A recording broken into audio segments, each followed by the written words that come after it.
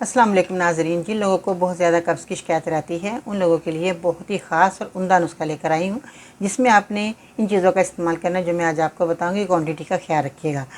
मैं उन लोगों को ये कहना चाहूँगी जिन लोगों को कब्ज़ की शिकायत रहती है वो लोग बाहर का खाना ना खाएं, और दूसरी बात यह है कि बैठे ना रहें, खाना खाकर वॉक ज़रूर करें। सुबह शाम अपनी ज़िंदगी का मामूल बना लें कि हमें वॉक करनी है, तो आप बगैर दवा के भी ठीक हो सकते हैं। अब आपने जिन चीज़ों का इस्तेमाल करना है उसमें छोटी हरड़ है, या आपको पंसार की दुकान से मिल जाएगी। मुलट्ठी का आप इस्तेमाल करेंगे।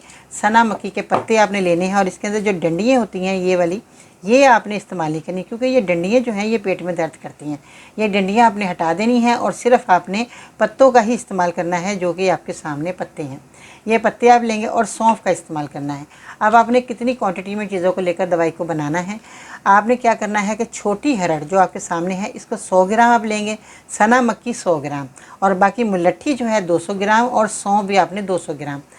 इन चीज़ों का आपने इस्तेमाल करना। ये सब चीज़ें आप लेकर आएँ, इसका पाउडर बनाएं। पाउडर बनाने के बाद 1 चमचा आपने रात को इस्तेमाल करना है नीम गर्म पानी के साथ सोते वक्त, खाना खाने के बाद।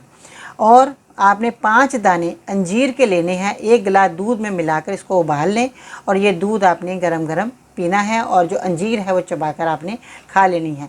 तो ये एक बेहतरीन अमल है, अंजीर का इस्तेमाल कीजिएगा, क्योंकि अंजीर जो है हमारे जो खुश्क आंतें हो चुकी होती हैं और जिसकी वजह से हमें वाशरूम सही नहीं आता, तो ये अंजीर खुश्क आंतों के लिए बेहतरीन है। और ये दवाई जो है आपको मुफीद रहेगी। 1 महीना आप दवाई खा लेते हैं तो इंशाअल्लाह ताला आपकी बीमारी ख़त्म हो जाएगी और हमेशा हमेशा के लिए कब्ज़ का खात्मा हो जाएगा। इसको बनाएं, इस्तेमाल करें। वीडियो के नीचे कमेंट करें कि आपको मेरा बताया नुस्खा कैसा लगा।